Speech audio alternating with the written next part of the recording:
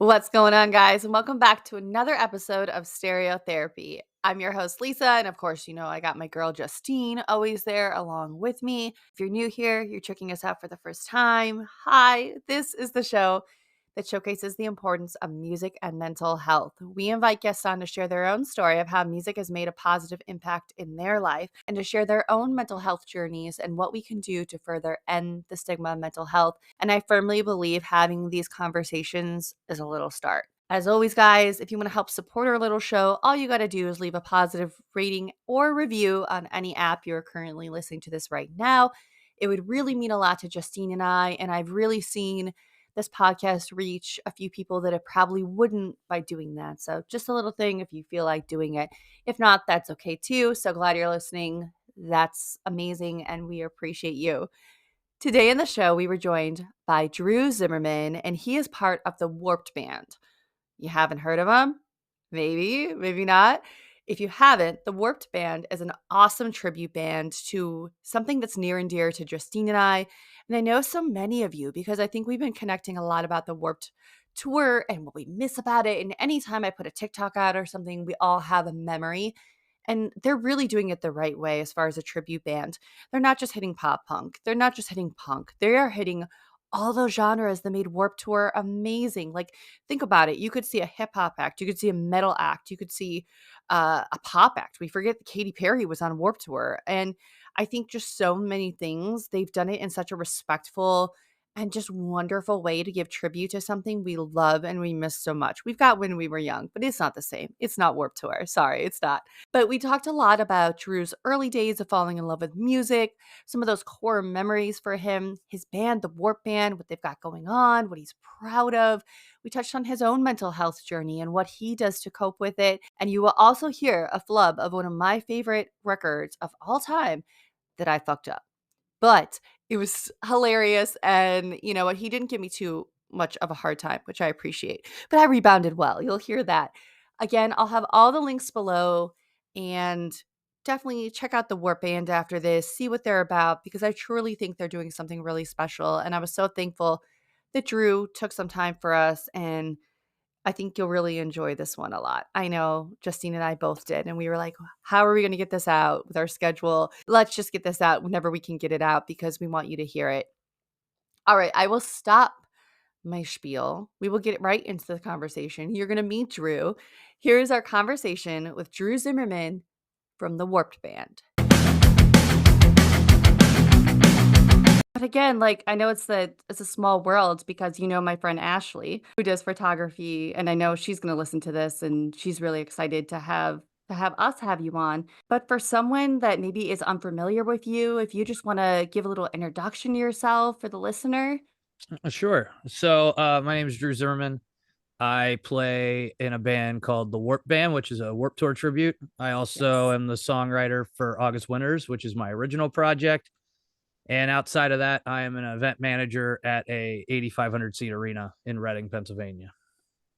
Another Pennsylvania. Like I feel like for some reason it, I'm just drawn to there with this podcast and I love it. But yeah, like I loved that you were like seeing the Warped Band because we grew up at the Warped Tour. I think we all did, anyone Oh listening yeah. to this podcast. But so I'm so curious for someone like you that's obviously been around with music, what are some of those first memories of falling in love with music, if you can remember them? So for me, I grew up with my grandparents, and my grandmother was classically trained in piano. So kind of music was always around our house, but it wasn't that interested. Like they did you're 6, you're taking piano lessons, deal with it type Mhm. thing. But I wasn't interested.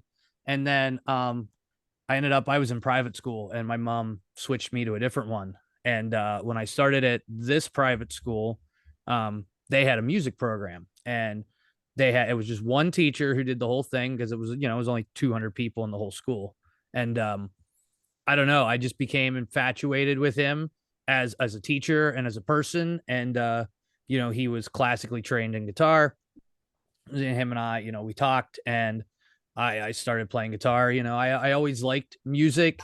Um I remember being a kid and mom taking me to Burger King when they were doing the Backstreet Boys tapes, like the Oh my god. VHSs that they used to give out. I remember Yes. those.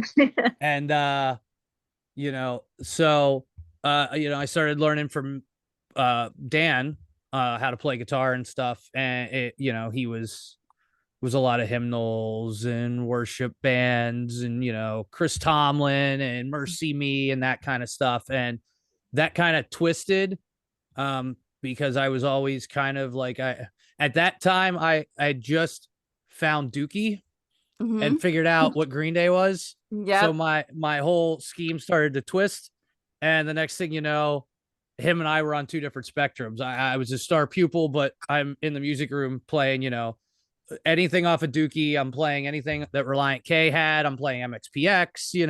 I Mhm. kind of I kind of went down the okay. I'm in private school, but I'll like find all the rock bands, and even Under Oath at the time, Mhm. was in that. So that was kind of where I started to fall in love with music, and so that was around. I was like 14, 15 at the time. So it's been, at this point, I've been doing music longer than I haven't been in life. So Oh, that's I know, Justine, you're a big Green Day fan too. So, I like, am. that's I know is it true that a lot of people say this too? If you wanna learn guitar, someone like Green Day, or even a Blink-182, they're good starters for someone that wants to learn how to play guitar, or are they totally is everybody lying to us that it's not that easy? right. It depends what song you pick. There's some Green Day and Blink that's pretty easy to play, but then you get into like something like Stay Together for the Kids. That's Yeah. not that easy No. for somebody starting out to play. Oh, no, like, I wanted to learn how to play guitar and I just was not set up properly. My parents, I got a guitar, I got an acoustic, and it was like, okay, I didn't have lessons. We couldn't afford lessons, which again, I probably should have had them.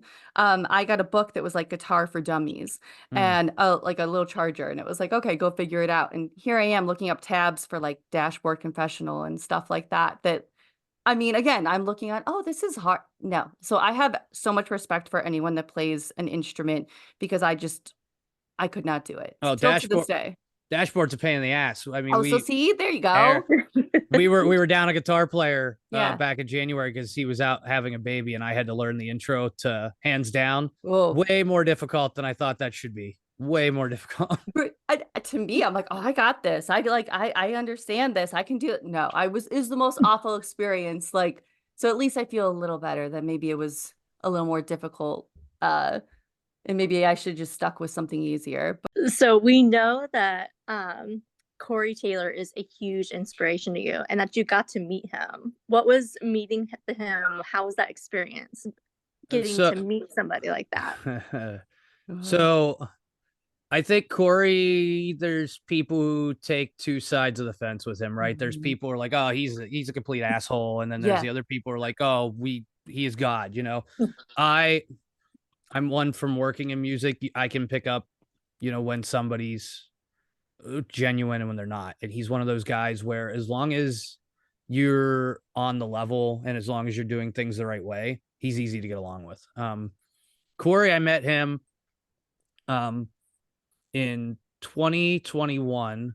I met him at a convention in Pittsburgh. I had been working at a venue and I had a buddy who came to that venue a lot. He was big into the eBay autograph world.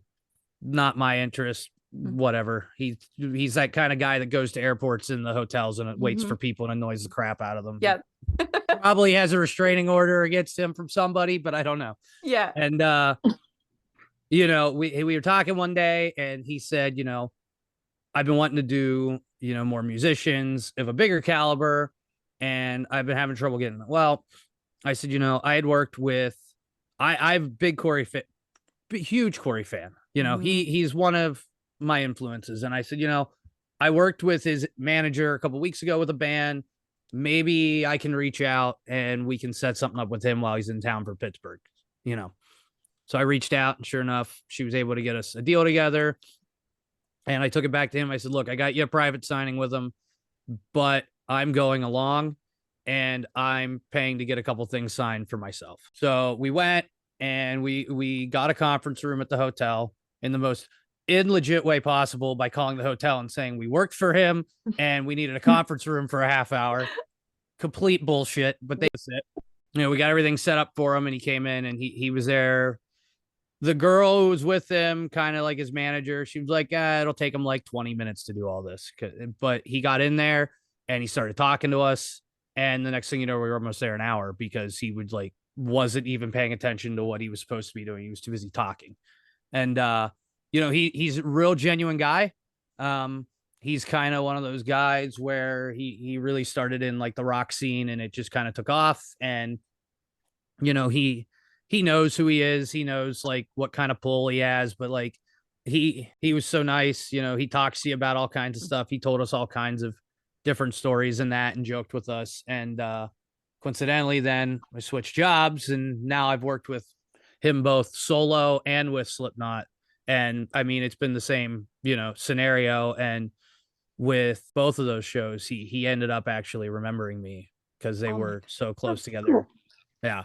Oh, he's bucket list for me to Mhm. ever get to meet or even be in the same room. I mean, obviously I've seen Slipknot, but never in a capacity like to meet him ever. So yeah. that makes me so happy to hear someone like that on that level is a genuine nice person. Oh, and his wife's amazing too. Alicia's fantastic too. I mean, she's great. So if you ever get a chance to go check out her like Cherry Bombs troupe, that's pretty cool too. That's so good to know. Like, because I think, yeah, that CMF2, his project is not coming around me in New Jersey, but, or maybe it is. But I think last time they did, they weren't. I was like, oh man, of course, back home in Illinois, like they're going all over the place over there. Oh, it's easy. He's, you know, what, a couple states away being in Iowa. But yeah, I'm like, all right, that's so amazing. And I know he's someone immediately when we did the Slipknot episode, it was like, we have to do him. And you get some backlash from some people doing it because, like you said, some people have their opinions on Corey Taylor, and right now, especially. But he's just such also a huge mental health advocate, which I mean, I know you know that, but I think whether people are listening and like him or Slipknot, he's so important to music and so many people. The people who don't like Corey Taylor are generally the ones who think that MGK is a punk artist now because he did one Yep. album with Travis Barker. Okay. I was so mad at Riot Fest. I wasn't there, but I saw the video where like MGK was playing and he had stuff to say about Slipknot. And I'm like, come on, dude. Like Slipknot are legendary. Like I can't even think of where I know MGK is doing his thing. He's made his money and I get it if that's your thing, but it's not for me. So I tried. I gave it a shot because I didn't want to be that person, but especially when he dogs on Corey Taylor. So that's a no-no. And obviously another musician too, Dave Grohl. When I was like doing a little bit of research on you, I was like, this is perfect. I'm impressed by the fact that you found that one. So I was really excited to see that because those are two of my, I mean, I've loved Dave Grohl. I'm a huge Nirvana fan and Foo Fighters and just anything Dave Grohl. What about him has either, whether it's him or his music, has inspired you in any way? Dave kind of is one that he's really well rounded, right? So, you Yeah. know, obviously drummer in Nirvana first, and then he went to Foo Fighters. A lot of people who don't follow him don't realize that first Foo Fighters album, he wrote and recorded everything on it. He had no band at the time, you know, and that's kind of one thing I've always respected about Dave Grohl is he's always been a guy, no matter which band he was in, where it's F it, I'm going to do it and I'm going to find a way to do it, whether I have people to help me or not. And, you know, I've always kind of been that way, especially growing up in a DIY scene where I came from, you know, there was a couple bands, but nobody was booking shows. So, you know, at the time I'm 15 and I'm spending money out of my Kmart paychecks to book a community hall for us to throw shows, you know, so I always kind of connected with that. And you know, when you look at Dave, I mean, like I said, he's well versed. He plays a little bit of everything, and that's kind of where I'm at. You know, I filled in for bands now on drums. I play bass. I play guitar. You know, most of my August Winters albums, other than the lead guitar, most of that stuff I track or write myself. I know the last album I brought a bunch of different musicians in on, but like, you know, it's something I connect with him on. And he's always just from interviews and stuff I've seen, he's always seemed like he's gonna have his days. Don't talk to me, but he seems like a pretty genuine guy, you know, who's just happy to be making noise.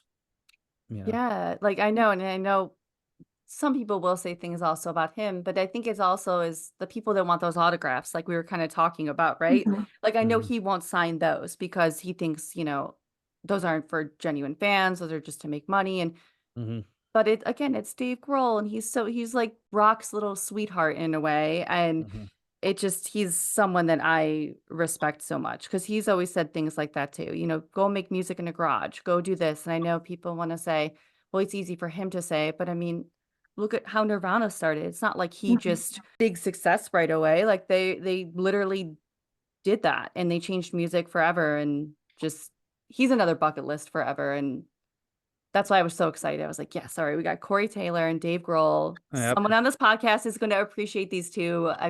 So yes. Well, and you kind of look at what Foo Fighters does. I mean, look at all the different times they've done little pop-up shows in really Hmm. tiny venues that they have no business being in, Oh, and it's that kind of stuff that keeps it fun for them as musicians at that level. And it's also cool for, a fan base because it's something you don't see a lot of bands doing. no. And like actually, like back home where I used to live in Chicago, they did this place called the Cubby Bear. Tiniest, maybe, I don't know, 150 max, maybe even less. They randomly said, okay, we're going to be there. And you had to either get tickets or line up. I forget how it was. I mean, I didn't get one, but just to know that other people had that experience, that tiny venue. I mean, I love seeing them in any venue. They're a band I would see 10 out of 10, like anytime, any price. I'll go see Dave Grohl and the Foo Fighters just to hear that man. But I know, Justine, I'll let you go ahead. We got to get into the Warp Band. We got to get into Mhm. this. What do you feel is a common misconception about cover tribute bands? The big misconception I think is they're similar, but they're different, right? So yeah, every tribute is technically a cover band, Mhm. but not every cover band's a tribute, right? Because, Mhm. cover bands are, you could be playing a little bit of everything and just be playing your local bar. Mhm. For us, the idea behind this, there's a couple like bars, quote unquote, we play, but we're looking to be more in the music venues that just happen to have a bar, right? That's always that it's not to get sidetracked, but that's a misconception a lot in the music world is, every bar is a venue and every venue is a bar. Well, no, they're kind of different. Like if it's a place that's only concerned with their alcohol sales, they're just going to book whoever for $500 to come play Third Eye Blind and Wagon Wheel and all that crap all night. Versus a tribute, which is what we're doing, where we have those couple places, but we've been really starting to push more into your typical concert venue, right? And the other thing we're trying to really do with our tribute is we want it to be an experience. We don't want it to just be you're showing up and we're playing a couple songs. So from the sponsored backdrop to make it feel like a sponsored Mhm. stage at Warped Tour to our merch to we're working on figuring out a way to incorporate the freaking red blow up board with the bands Oh on my it. God, that's amazing. I We're love there's that. just and now like I can talk about this now. This just kind of got done last week. Is this summer we're going to be doing a beer collab and having our own beer line in places we're playing all summer. Oh, So That's and, awesome. and the theming for those is we're going for the Cool Gear cans that you used to buy. So Mhm. like we want it to. It's not there anymore, but we want to keep as much of it as alive as possible. So for me, the whole point of this tribute to me is it's not a cover band. It is we are giving you as close to a Warped Tour experience as we can. no, it sounds like that. And that's what I loved when I found you guys. I mean, from Ashley posting, I was like, this is so cool because while there is this revival going on, and that's really, really cool, it's missing Warp Tour. Like and we have when we were young, we have all those festivals, but I just feel like I've never been yet. Because it's just too expensive. I'm like, I'm sorry. I'm Yeah. not gonna $1,000 a day, like even what they got going on now. Like it's not for me. But um I miss those days of lining up and going early and you had to be there early. There were no set times. Mm-hmm. You didn't know. Nope. I missed some of my favorite bands because I remember one year was I think 2006, 2007, Circus Survive. They played at like 11:30. So I like was stuck in traffic or whatever, and I Yeah. missed them. It's how it was. And then if you didn't, luckily being in the Midwest, you could go to like a different date and you'd be like, all right, well, now I know I have to be there early. And maybe they wouldn't play till like 7 the next day. But I miss that, and I think that's so cool and unique that you guys are doing that, and from the videos I've seen, it looks like people are really enjoying that, and I mean, for you, like, and do you see, like, that kinda crowd reception of people enjoying it a little bit? And I mean, to me, I mean, they're screaming, like, "Taking Back Sunday" back at you and all the good stuff. Well, yeah, and I do. I felt for a while, um, this had potential. Um, you got your DJ emo nights, but when you go to a Yeah, lot of those, like a lot of people who go to those are like 18 to 24.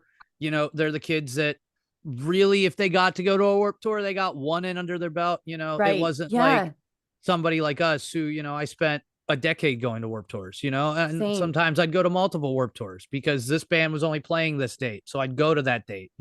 So for me, it felt for a while, you know, your DJs are fine. I got no beef. I know a couple of them, but like these songs weren't wrote by DJs or producers. These were wrote by bands. And there's a different energy and a different feel when this is blaring at you from a guitar amp on a live stage versus just coming out of the DJ's CD player. You know what I mean? Yeah, And when I got into the idea of it, there was another band doing this already. mhm. But when you look at them, they're only playing pop punk and emo, which that's not all of Warp Tour. So for No. me, this was if we're doing this, I'm playing everything. I'm doing No Effects and Sublime. I'm doing, Mhm. Wonder Years, Taking Back Sunday. I'm gonna do Dashboard Confessional. I'm gonna do Blink, but I'm also gonna do A Day to Remember. I'm gonna do Slipknot. I'm gonna do 3 Days Grace. Mhm. I'm gonna play Rage Against the Machine, even though they didn't play that many dates. Yeah.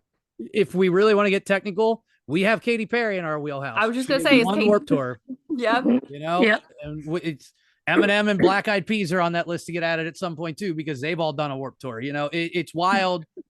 And let alone that the ska stuff. We do Real Mhm. Big Fish, Yeah. Goldfinger, Less Than Shake. Like Mhm. there was so much that they weren't hitting, calling themselves a Warp Tour tribute, and I'm like, Yeah. this can be done way better. This can Mhm. be done the right way, and you can theme this. And so that was a lot of the reason for wanting to do it. And there is a response for it. We started in smaller 150, 200 cap rooms. Now we're booked. This is getting announced soon. We're booked playing a main stage at Music Fest this year for 2,500 people. Wow. We're moving into bigger rooms. We're talking to 5,000 capacity rooms now to go in and do shows starting in fall and winter this year. So it's growing. And for me, the one thing I've always said is, if you want a singer who's Broadway quality, that's not me.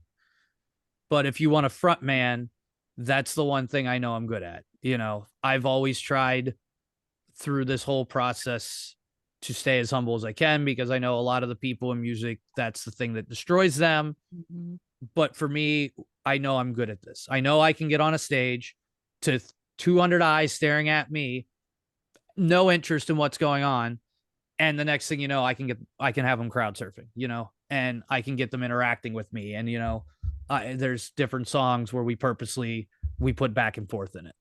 So Yeah, it's, that's one of those things too that I noticed about you too, and I give credit to anyone because I think we were talking to one of the bands we had on heading north, and I was like, "How do you get over that?" Right? Because I couldn't imagine being in front of 200 people and or even 10 for that matter, and getting up there and singing and just again, if someone was just like, hands crossed, like just normal, like maybe I don't know how I would get over that. So I like what you're doing because I there was a how was it? Yeah, Q without the E, I saw you do.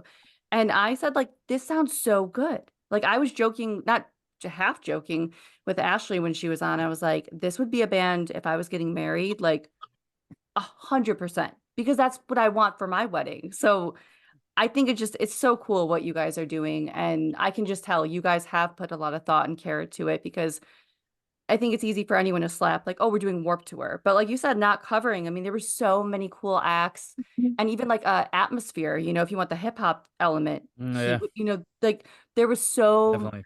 many cool things about Warp Tour that I think you guys are hitting, so I mean, if it was up to me, I'd have a mini ramp on stage behind me and people Right. skating, but I was gonna say that's all you I need. don't have that kind of room yet. I'm getting there. Bear with me. We'll Yeah. get a skate ramp in here somehow. We'll get that. I mean, obviously kind of talking and touching on it, there's this like revival going around with all these bands coming back. I mean, you had Mike Hem recently do that big tour. You've Yep. got When We Were Young. I mean, you got all this. What is kind of your take on that? And who do you hope makes a comeback from that Warped Tour era if they haven't made a comeback yet, right? Because I'm trying to think like who. It's a tough question. Yeah. Mhm. Cause,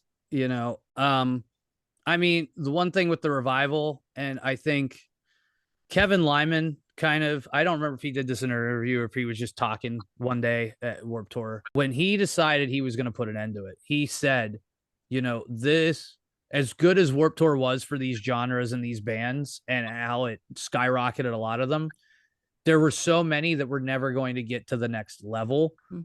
because of a Warped Tour, because you're going to see them at Warped Tour every other year and pay a lot less. So I think one thing, as sad as it is, that has helped this revival is the fact Warped Tour went away. Yeah. It's not as easy to go see all these bands now. So No. now you have bands like, a Paramore back in arenas. I've seen Paramore, in outdoor amphitheaters, in smaller venues, and now all of a Yeah. sudden they're playing arenas. Yeah. Uh, Another Pierce the Veil, for example, we had them back around Thanksgiving at our arena, and I said, I do not see Pierce the Veil selling 7,000 tickets, and it No. went so fast. It's bands like that I'm like, there's no way these arenas, like My Chem coming back, that was kind of a given. They're going to be in an arena. Same with like Blink getting a Tom back. It's going to be, it's what's going to happen. But like, turnstiles in arenas now, like, Oh my God. Yeah. That's insane to it's me. what is going on around here. Yeah. So it's, as much as I hate to say it, I feel like Warped Tour going away has almost benefited some bands in a way, and then there's some bands that it's hurt because they don't have the opportunity to put that many eyes in front of them that easily. So I think that's one thing that's kind of helped. But as far as a comeback, I mean, that's tough because I I mean, your big ones right off the bat would have been, Blink getting Tom, My Chem, Boys right. Like Girls finally going back out Yeah. again. They're back out, but it's like, and then you think there's plenty of bands that don't play a ton, like Starting Line. They only play Yeah. 10 dates a year. Reliant K hadn't toured for 6 years, but they did a tour last year. So I'm like, Mhm. for me, if I had to pick and narrow it down to somebody from Warped Tour era that does not exist right now, Yeah. it hasn't even taught, like, you can't even do We're the End Crowd now because they're No. playing Right. they're I playing out know. of When We Were Young. Yeah. So that eliminates that.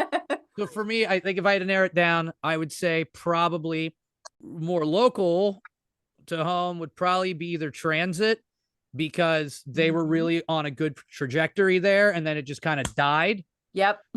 Um, or maybe, I'm not their biggest fan, but like a Man Overboard, Mhm. they were really keeping pop punk alive there for a while with, Stories So Far in the Wonder Years. Yeah. So like a Man Overboard might be a good option, but like, I mean, I'm glad you sent me that question ahead of time because I literally spent a day thinking about this because I'm like, oh, I can't do No Doubt because they're doing a No. reunion this year. Right. Exactly. Oh yeah, that would have been Can't do Sublime because they never stopped. Like, you go back and then like I yeah. come up with bands. I'm like, oh, this band doesn't exist or this band Yeah. doesn't exist, but they were side stage. I don't really think anybody cared as much as I hate to be that guy. But like, Yeah.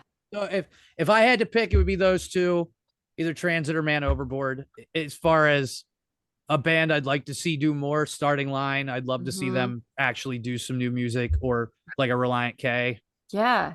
Oh, those are such good ones too. And I know even me, I was thinking about that. I was like, wait, like there has to be some band out there that hasn't. But I feel like all the ones that you maybe gravitated towards in some way they are, whether they're back or Right. they're announced in October when we were Yeah. young. But was there a band that you fell in love with, like at Warped Tour, whether it was a side stage or one you haven't Oh yeah. seen or you didn't see, but then seeing them there, that experience you fell in love with? Oh yeah. Senses Fail 100%. Oh, yes. Senses Fail was a band kind of like Seosin that I knew who they were, but I never Mhm. really listened to them. And when I would go to Warped Tour, um I I used to go to Kevin and I would say, hey, I would go twice a year, and one day would be for me. I'm gonna go watch every band that I want to see, and then the next time I'd go would be to network a little bit, because that's what this industry is, And I'd say to Kevin, who are some bands you think I should watch, So it was like, I watched the Interrupters one time, Beeps and her Moneymakers, bands like that Kevin was really pushing hard. And I ended up at Monster Stage one day, and Census Fail came out. And I thought, well, I'll watch him. And I absolutely fell in love with Buddy. Buddy is very much like me. He's not the world's greatest singer, but my God, is he a good front man? Yes, and 100%. It's wild because I did some work for Hinder one summer, and their tour manager is now working for Census Fail. So I've now gotten to meet those guys and get to know them. And, I'm starting to kind of become friends with Steve, the drummer, who was in Color Morale before this. And they're so nice. And like, they're just, I mean, they've got the Finch, one of the guys from Finch playing bass for them now. So it's like, it's wild. And speaking of what we were just talking about too, Finch is going on that tour with Bayside, they announced. I'm like, Finch is back. Like, you couldn't even say them if you wanted to say them. Like, now I really kind of screwed up with that question, but whatever. It was fun to think about. Maybe Mighty Mighty Boss Tones. I just came up with that one. That might be one. I mean, come on, we would have to get them. And I just, like it's wild just to think about all the bands like we're naming off that started on Warped Tour or had their big break. So like, I think Mike Hem, I remember talking about the side stages. I saw them on a side stage before Three Cheers came out. And then once that came out, they were main stage. And it was like, I mean, they did like a little signing on a side stage the year before. And I mean, they had a line, but what happened with them? And I do think it was that Warped Tour culture that really catapulted them, because absolutely. I mean, how could it not? And I mean, State Champs is a good example for me. I remember booking them in a small VFW hall in central Pennsylvania years ago. And then the Finer Things came out, and the next thing you know, I'm watching them from side stage in the main amphitheater at a Warped Tour. I'm like, I remember putting these guys in a fire hall and us playing for 45 people together. Like, it's wild. Oh, I love State Champs. I think they're one of those newer, not that they're new, but like to a lot of people that are young, they're that newer band. Like that's their generation's kind of Newfound Glory. Like if I talk Newfound Glory, some younger kids have no idea what I'm talking about. And I'm like, State Champs, they know State Champs. So they're there. State Champs, they know Water Parks, that kind, that stuff. I'm like, come on, guys. And Justine, I'll let you go ahead. I know I skipped around, but I was like, we're rolling with it. Yeah. We know the rise of apps like TikTok can either help or hinder a band. How do you feel the shift in the industry has made an impact on your band? Well, I'm the worst one when it comes to TikTok. I'll start with that, because I just same. I had Facebook and MySpace for a while, like we all did, and I was okay with posting on Facebook, and then like I started to get into Instagram, and then Instagram made it stupid easy now that I can post on both at one time. I have a TikTok. I know we're putting stuff together to build a band TikTok, but I'm not going to run it because I would absolutely be terrible. It would be like me trying to run a Twitter account for us. I was big when Twitter came out that I'm like, I'm not going to sit here and tell you I'm tweeting. Like, I can't do it. I can't even mutter a sentence. So I feel like it has helped a lot of bands, like a Pierce the Veil, for example, they had a song go viral, and now they're in an arena, so I think it's really helped bands like that. It really helped like Papa Roach, Jacoby was one of the first ones in on the TikToks and stuff. And I feel like it's like everything. It's a tool that you can use, but it also can have its negative sides. You gotta, rule number one as an artist is whenever you put something out there, don't go back and look at the comments, because one person's going to say something negative and you're going to hate everything, and most artists do struggle with mental health. So we already don't need that to add to it to make it worse on us, so I think it helps. It does, if you utilize it right and you ignore all the minority of people on there who just want to talk shit. It helps, you know. Mhm. No, I can although, like, I'm the worst at TikTok. I have our TikTok, and Justine literally started it, what, a couple months your own, a couple months, and you have, like, Yeah. well, I can't even break 100 followers on the damn thing, and I'm like and then, like, the thing I spend the least time on takes off, and I'm not a musician, but it's like, for the podcast, it's like, "Oh, we'll reach people," but even that, like, you get maybe 3,000, 4,000 views if you're lucky or whatever, 200. But that doesn't mean they go to your product either, like, Mhm. and Yeah. or like you said with the comments, that's our number one thing is, we were down I don't know, Justine, we were both down when, you see a comment or a rating and someone like left a face palm like this and like a 1 star. And I was like, Mhm. "Look, like, I'm not saying I'm a 5 star, but, like, I'm not a 1 star. Like, I know I'm not, but it affected me, so I can only imagine Mhm. as a musician, you putting so much time and effort, and I think that's an important lesson for people, like, just don't look at the comments, just don't go back, because I think I need to learn that and take that in. Well, and it takes away from the reason you're doing it. The It whole reason you're doing Mhm. art wasn't for anybody else. It was for Right. you as an outlet and expression. So like if somebody doesn't like it, that's okay. Yes. There's billions of other people who might. So like, Mhm. I know there's people who prefer the other wor tribute band. Mhm. That's fine. This was never about us. It was never, even if they think it was never about them. This is about keeping the spirit of something that meant a lot to everybody alive. Mhm. So if that's your cup of tea and you just want to hear the pop punk and emo, that's fine. I'm Mhm. not offended. Yeah. So it's the same thing with anything. Just ignore what everybody's saying. You're doing it for you. If people like it, they'll like it. If not, oh well, that's not the reason you're doing it to begin with. Right, Justine, that's the messages you always give me all the time. Where that's what Yep. I keep trying to say, but it's always like, and immediately it's always some person that I'm sure I'm like listening to like 10 seconds of it, or like maybe caught a clip of a band or something they didn't like, and they're like, "Oh, let me be a keyboard warrior." But uh, in talking more about your band, you guys were nominated for the Central Pennsylvania Music Awards for Best Tribute Band. How does that feel for you guys to have that and have people voting for you?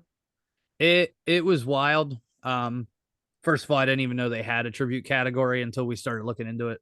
I'm familiar with the awards. There's some people on the board I know. There's some people who've won I've known. I venue I was running in 2001 won venue of the year. So it's been on my radar. Wasn't anything I ever really thought much into. No offense to them. I have utmost respect for them and what they're doing and, recognizing the talents in the local area. But, we kind of started looking into it and we thought, well, we'll throw our name in the hat and see what happens. Mhm. Why wouldn't we? And the fact that we got nominated and we've only been doing this band since late 2022. So we've only got a little over a year under our belt, and just to see the fact that, we've got the award nomination and we're going to the awards show. We've got all these people who are voting for us and pushing us. We just announced a show at a venue I didn't think we'd play again, but we had so many people wanting us to go play there again. So it for me, it's more than just an award, especially it's more of the fact that A, this idea that was floating in my head years ago worked. B, the fact that, you know, how far we've become and how far this little tribute act has grown in a year's time is baffling to me. The fact that we're even on, we're on that list with Pantera, who's a Mhm. Pantera tribute that's been around for probably a decade or longer, and they're phenomenal. Mhm. So for me, it's crazy to think about. Yeah, like that's I remember even looking at that list when I voted and sadly like this won't go up and voting will end, but I think that was just cool for me to see a category for that because I think kind of like what we were talking about earlier, but a lot of misconceptions, people think, oh, maybe tribute bands and they've said it, oh, well, that's not a real band or that's not, they're not singing their own. But I think it takes a certain talent to be able to pull off being a good tribute band because I've seen some that you can tell their heart's not in it. And again, it's their own thing to each their own. Like I don't play an instrument, so I'm not going to dog anybody, but I can just tell with you guys that you do take care of it and you want to do it. And I wanna come out. Ashley's trying to get me out. Any show that's, like, near me and, like, I'm in, like, Central Jersey. So whatever's close enough, I'm like, I wanna go see this and just have fun Yeah. and relive Warped Tour, and I think that's what you guys are putting out there. Well, and we do care, you know, Yeah. to the point of there's songs that we play that I would argue to the death that we play better than the bands who wrote them, you know, Mhm. Oh, and even down to the point of like some of the older punk stuff we're doing. Like I have a different setting on my amp purposely to sound like an old 90s Marshall guitar cabinet to get that right sound. You know, yeah. that's how particular I am with these guys. If I walk in and there's something missing, we're not playing it at live until we figure out how to button that up, you know. Yeah, I mean, I don't want anyone to come for me, but my biggest gripe right now with Taking Back Sunday is sometimes Adam is hit or miss. You never know with him with vocals. And I was Oh gonna yeah. say one of those bands when you were just saying that was for me, when I saw you do Taking Back Sunday on Instagram, I was like, "Well, I would see this way more than like, no offense to Taking Back Sunday, what they perform now." Um, and again, no hate to them. I love Taking Back Sunday, Oh yeah. but it just live, I just felt like you guys captured Cute Without the E and the energy more than even them right now. And We again, there's no hate because like I'm sure there's someone listening that's going to give it, but that's just a testament to you guys and what you guys do. we get that comment a lot with like Yellow Card because Mhm. William Ryan Key's so hit or miss. We get Yeah. that comment a lot with any of the Good Charlotte stuff just because not that Good Charlotte isn't good and they're definitely better vocalists than us. Yeah. They are not very interactive if you watch them anymore. No. They kind of got married and had kids and kind of went and like almost stepped back from being that in your face band, you know. So like, you know, like we do a back and forth in the anthem. I've never seen them do that No, ever, me you either. know. No. So for me, it's like I said, when we walk into rehearsals, it's this is gonna be as good as the original or better, or we're not playing it, and that's just how we feel about it. I love that because that is I mean, I love Good Charlotte. I mean, they were my gateway band. I know Justine, you too, and it was such Mhm. a amazing thing when they shared our episode once, and I was just like, I love these guys, but I Oh yeah. absolutely what you're saying. Like, I mean, they're the pop punk little, kings, especially, oh my god, why can't I think Lifestyles of the Rich and the Famous. Hmm. Wait, that's the title of the record, right? Or am I Yes, totally wrong? Yeah. So that one, but you're thinking, I what is it? Young and Hopeless, or yeah, yeah, is it? yes, it Yeah, is Young The and Young and the Hopeless. No. Hopeless. Oh god, Yeah, see now there it is. whatever, guys, we're just Mm, I'm leaving it in. I don't care if anyone knows it's I fine. fucked that up. Yeah, Um, it's fine. but I love that record and, like, it just is but it's like you said, I remember seeing them back then, and now when I see, like, when I think it was when we were young and they were at and again, I know they're older, but it's nice to have bands like you to bring that energy that Yeah, we all grew up on and have, they or came maybe out. Not to cut you off, but no, you're good. They came out at Warped Tour in I think it was 17. They came out and they started with Anthem and Lifestyles. They played Boys and Girls and they played Dance Floor Anthem. Those were their first four songs. And I kind of looked at the person I was with and I was like, well, they just blew their load in the first four songs. So like I've seen everything I need to see. So Right. like, stuff like that. It's like they know that's what we all want. Like spread that out. Like keep everybody around, you know. Mhm. So for me, yeah, and you know, it was better 2018 Warped Tour when I saw them on the beach. It Mhm, was definitely better, but like I don't know, I feel like they have a whole different energy and vibe lately than mhm. they did back in the eyeliner days, Yeah. you know. Love that band. Yes, I think same. they're one of the most underrated Mhm. bands out of Warped Tour era because I think when people like build their Mount Rushmore of Warped bands, they're like Blank, Green Day, Paramore. Right. I'm like, Good Charlotte had more radio hits than almost all of them. Like you're Yeah. completely missing Mhm. this. Like so, but you know, love that band. Much respect for them. I've Yes. met, you know, Joel. He's super nice, Oh, and you know he'll make time for anybody. But yeah, that's one band that I'll die on the hill that I think yeah. I can do his song better as a frontman. So, no, that makes I know a lot of times too, like we were saying in our episode with about Good Charlotte was you were always if you said you liked them, you were almost like that poser band. Like they're like, oh, they're Mhm. posers. No, like you said, like they are one of those pioneers. And look at they were all over MTV. They kind of carried that wave. I saw them on that Honda Civic tour with Newfound Glory. And admittedly, Ugh. a lot of people wanted to go, they left after Good Charlotte. Yeah, And a lot of people, it was 100%. Less Than Jake and New Found Glory. And the crowd like down where I saw them was like well, so many people left. I'm like, dude, it's New Found Glory. Like, why are you leaving? Like, they're huge. But at that time, Good Charlotte was the bigger band, and that just goes to show Yeah. what they were doing. But oh, too many memories of that. And I So, our podcast obviously focuses on music and mental health. For you, how important is it to have mental health awareness? And how do you cope with your mental health? Like, what kind of tools do you use? Oh, don't. well, this is a good one. So my December and January have been real crap. I had a almost a best friend that I've kind of don't have in my life now that kind of pushed me out, and it took a toll on me. It really took a toll on me, especially in December. It was the first time I called our drummer, and I have been friends since we were 15 years old. And I called him and I said, I, for the first time in my life, do not want to go play a gig, you know, and it ended up being one of our highest ticketed shows for the tribute band at the time. But I called him the night before and I said, I do not want to do this gig. I don't have it in me. I can't put on the show that I need to for these people. And so for me, mental health's always been a big thing.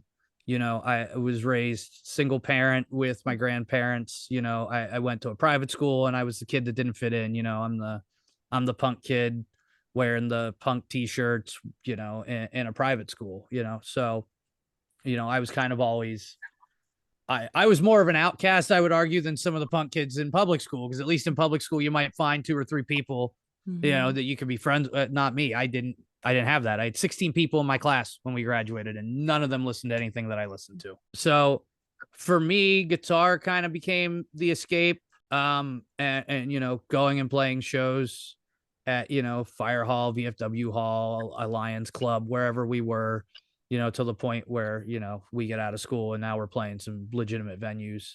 Um, but drums is a big thing that I use a lot, just to, especially if I'm angry. I find that to be a pretty good release. Yeah, I mean, I've gone through a lot, and the shows have always helped. I can get up there and I can belt a little harder. I can, if I'm jumping, I can slam my foot down and nobody's going to really realize the difference of why I'm doing certain things. Um, but like even that show in December, like even Ashley, since we're talking about her, like she even Mhm. pointed out, like there's not many pictures of me from that show because you could see it in me. I hadn't been sleeping. I hadn't been eating. I was Mhm. just not me. And there was different little nuance things that she knows I'm going to do in songs that I didn't even do. Mhm. And she takes pictures for every one of our shows. So like she knows what I'm gonna do before I even think about doing it. But yeah, so for me, shows help. Shows help a lot. I think it's a lot harder for people on the road because you can't escape it. You're gonna feel great while you're on stage for that hour, 2 hours, whatever it is, as a touring musician. But the minute you step off and the crowd leaves, you're back on the bus and you're Mhm. alone. You've got the couple guys there with you, but like I can tell you from touring experience, like you get back on the bus, you might hang out and have some beers, or whatever, but like everybody kind of does their own thing a lot of the time. So I think for me to be able to play a show on a weekend and come home and then have a little bit of a support group around me, I feel like that helps a lot. And, that really got me to the point where, end of December, I'm taking the way I felt and I'm turning it around when we're playing songs like Ohio is for Lovers and I have to do Mhm. screaming parts, or, Mhm. when I'm fronting on Last Resort by Papa Roach, I'm really getting that emotion out. So, mental health is huge in music. I mean, that's why we do. I mean, it goes back to the topic we talked Mhm. before. Art was always an escape and a release for an artist. So for a lot of people, if when you get that escape, it's great, but when the escape goes away, then you're not sure what to do. So and that's the story of Chester Bennington, really. Yeah. If you really If you really look at like a Linkin Park, for example, and you listen through their discography, you can hear in his writing as it progresses, his mental health slowly dwindling and dwindling and dwindling and dwindling, especially on that last album. The signs of it were there for a long time, but he was using music and writing to try to escape and get those feelings out.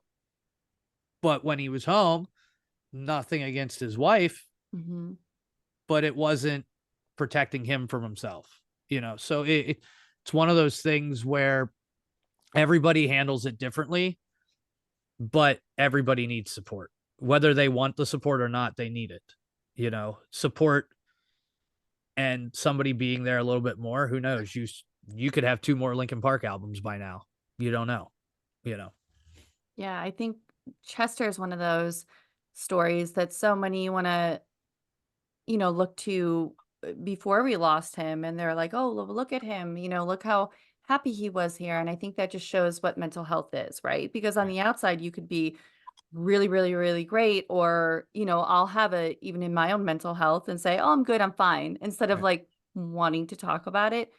Right. And when you really are struggling, even if you have a great support system, sometimes it just isn't enough. And I think losing Chester and even Chris Cornell, he was Yeah. someone that I just adored musically, and to lose him as well. And it just, I think, showed that whether you're a touring musician on a small level or a big level, we all deal with our mental health, and it's something that I don't know what needs to change, but something has to change with it because I mean, I would say accessibility, normal, like 100%, but I feel like that's a pipe dream because of just the current state of everything. I mean, it's tough. Especially with a larger band, they're dealing with Mhm. managers, they're dealing with agents, they're dealing with promoters. There's a lot of people. The industry is getting better, but there's still a lot of people in this industry who are very much of the old school cutthroat mentality of where, you could be their brother and they'll screw you over for a buck. You know what I mean? Mhm. So,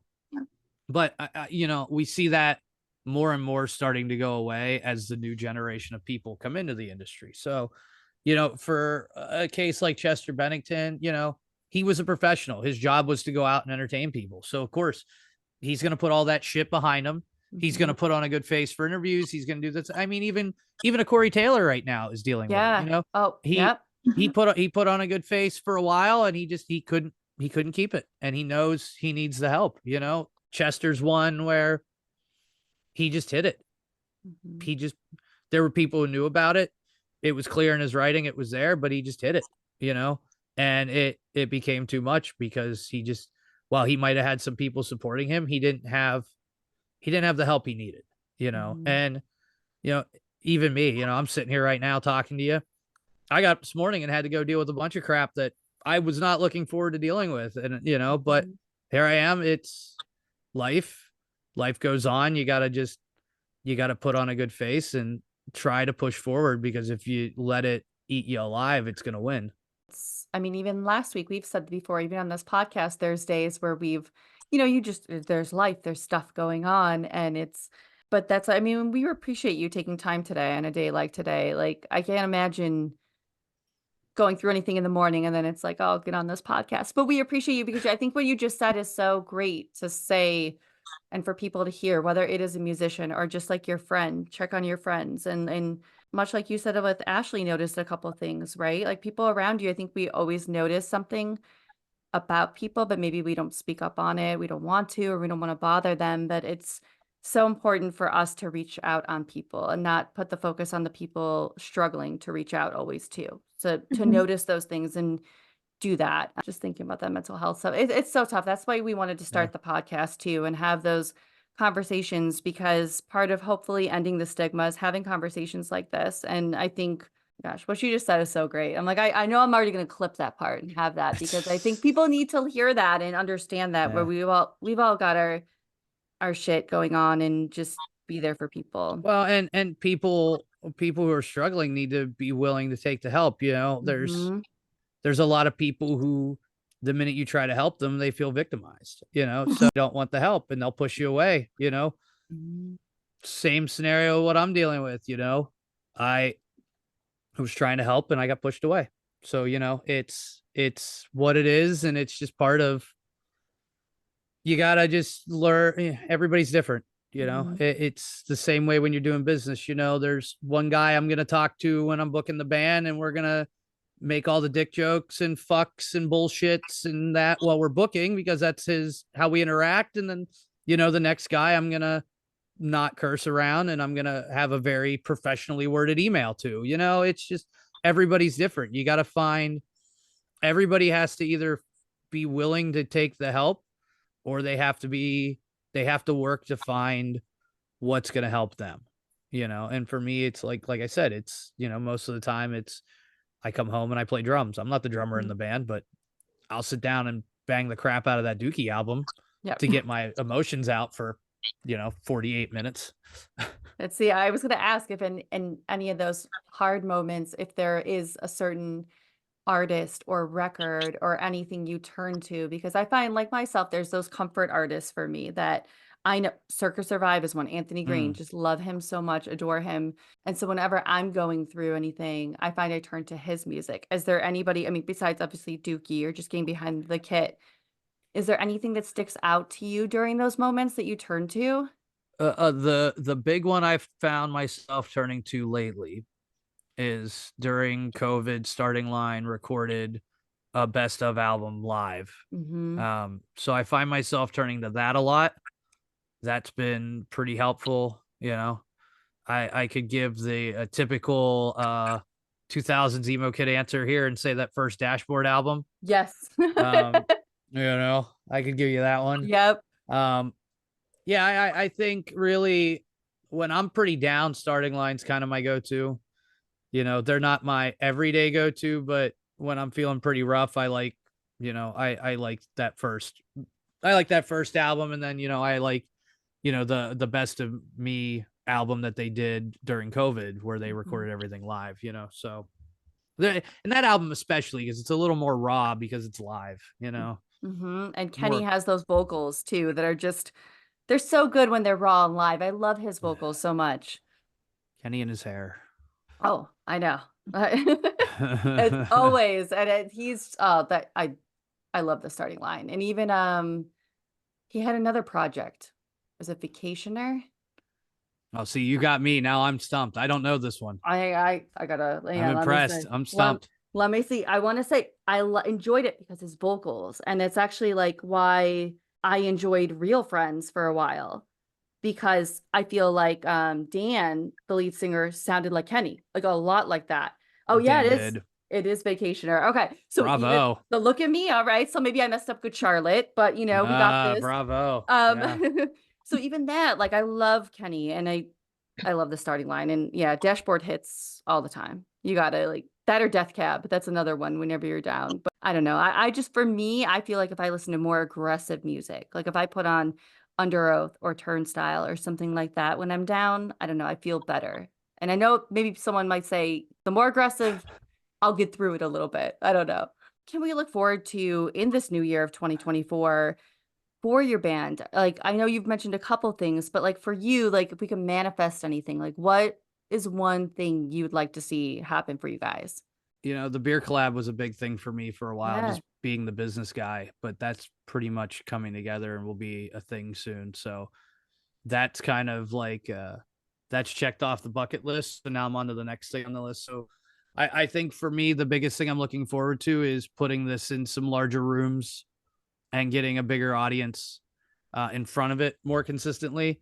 I like our little 200-person shows we've been doing lately, but I'm ready to put 500-600 people in front of it. I'm ready, for to play at Music Fest and, have 40 feet of stage to run a marathon on and not have to worry about spinning and hitting one of the guys with a guitar. Yeah. So, No, oh, I you can't know, yeah, I, no, that would be so amazing for you guys. I think for me, musically, actually, the biggest thing I'm looking forward to this year is I'm actually writing some more original stuff again this year that I'm hoping to put out. So that's kind of the thing. I don't want to say I'm looking forward to more than anything that's going on with the tribute, but I haven't put new music out since 2020, 2019, 2020. So I'm kind of looking forward to putting a couple new songs out of my own. And then, yeah, just getting the tribute act in front of some bigger crowds. We got some new merch coming in that's cool. We're kind of getting ready to start spoofing some popular band t-shirt designs that everybody will recognize that we're going to start spoofing and selling some of, which will be cool just to keep with the theme. So Oh, that's so cool. Like I said, I miss that. I miss the merch of Warped Tour. I miss all that. And it just is one of those things that it's just so special. And again, that's why I wanted to have you on because I felt like if we can maybe get some more people your way or just what you're doing, because I think even the younger kids that maybe didn't experience Warped Tour or had one under their belt, like who knows, maybe Warped Tour will come back. But until then, they have bands like you guys that are doing it. Kevin Lyman is very much, the last I heard, enjoying his music business professor job at University of Southern California right now. Yep. Good for him. Pretty pissed I'm already out of music business school because that would have been where I would have went. Oh, see, well, maybe I should have gone there because I originally majored in music business management at Mhm. Columbia in Chicago. And it was one of those things, it was so expensive. Admittedly, that was the main thing, and it sucks. But I just felt like, oh, I can do more out of school. I don't need all this. I can just network. And so I networked for a couple years and yeah, it was really great. But then like over time, I just got really jaded in the business aspect of it. And it was like, oh, I love music. I want to be a good part in the music industry, but am I going to hate it because of this too? Like the business part of it and do Yeah, all that. And you got to separate it. I mean, the best, first of all, I'm sitting here. I never even finished my degree. I yeah, started working so much that I was so far into the industry at that point. I was like, this degree is not going to change much of anything for me. So why am I going to waste the money? Terrible advice. Don't do that. yes, yeah, don't. Me, same here. Finish school. But, Yes. I don't have any regrets. Here I Yeah. am. It's been 10 years since I was in school and I'm doing perfectly fine, but um, I don't know. It's one of those things. The thing I like to remind everybody is it's called music business for a reason. Mm-hmm. The music is the first part because that's why you're doing it. But that part doesn't happen without the second part, Mm-hmm. Yeah. So for me, it's like you got to know enough on the business side of it to be able to do your music. And if you don't, you need to have a team to help you do that, you know.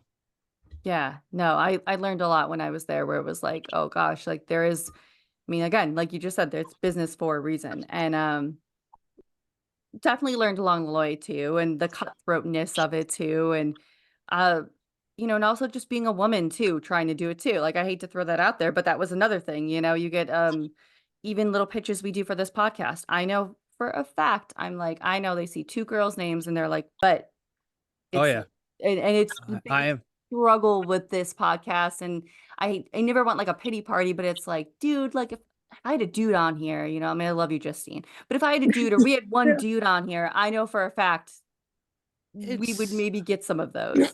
Yeah, and you know what? It's not just with you guys. It's a struggle in the industry in general. Yeah.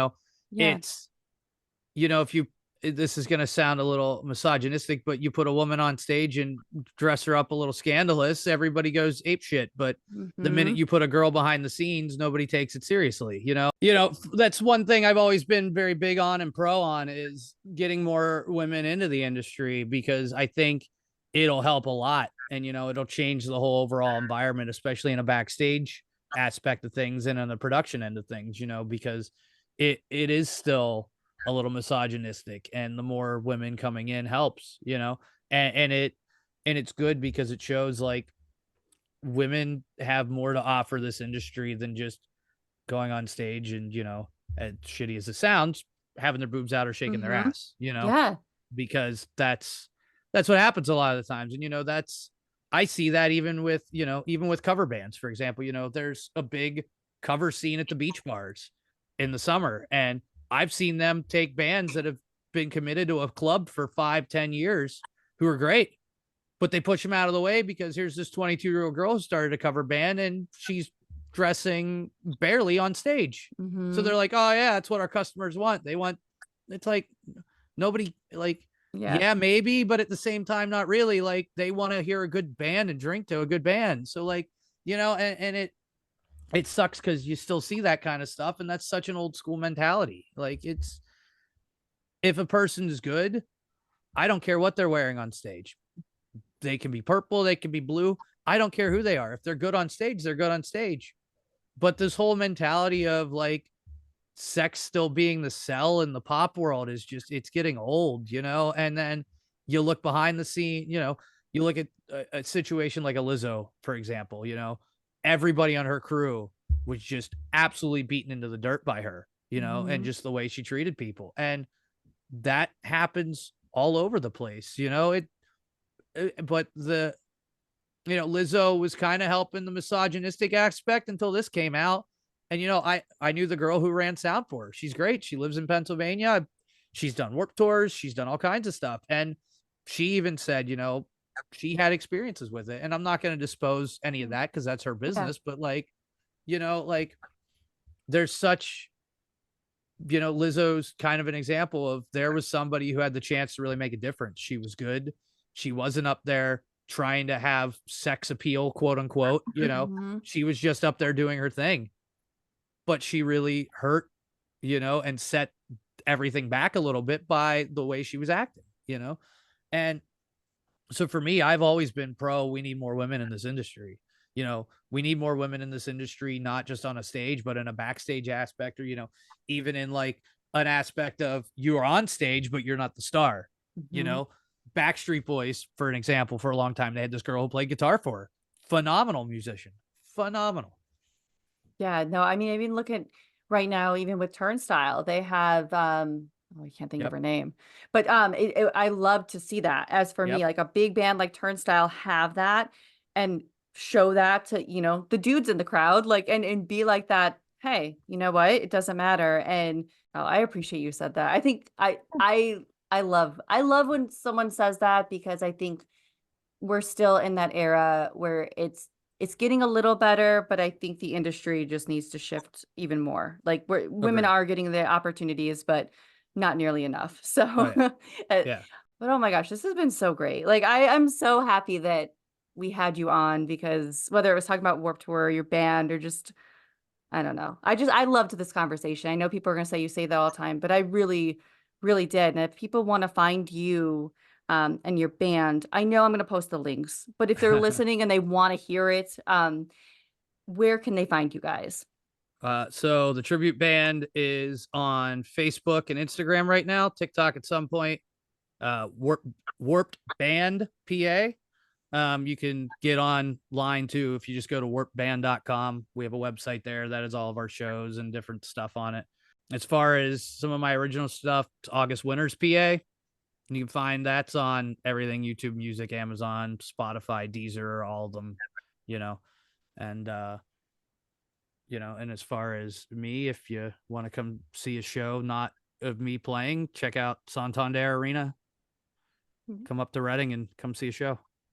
Yeah, everyone's gonna head over to these links for real. I'm hoping to get out to see you guys. Like it's got to happen because I want to have a good time and relive that. And we'll see. I don't know how far. I'm, like, not good with geography. So if I'm in New Jersey, it's gotta be, like, an hour and a half, maybe 2 hours. I don't know.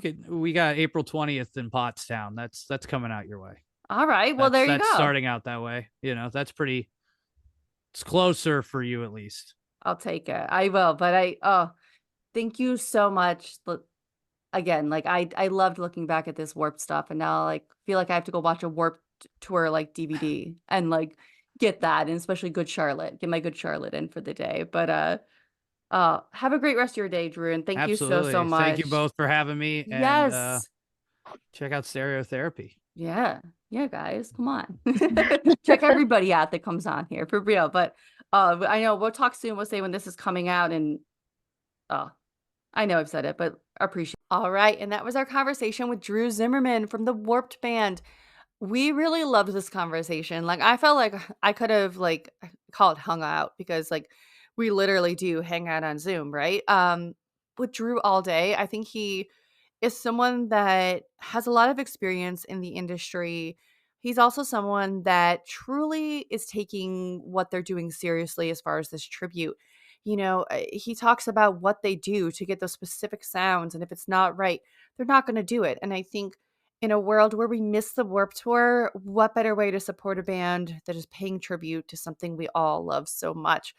I also appreciated Drew near the end of the conversation saying how he advocates for more women in the industry. That is something that honestly means so much to me. And as someone that does this podcast, it meant so much to have someone say that. So Drew, we love you, and we're so happy you came on if you're listening to this. Again, check out these links. Go check out the Warp Band.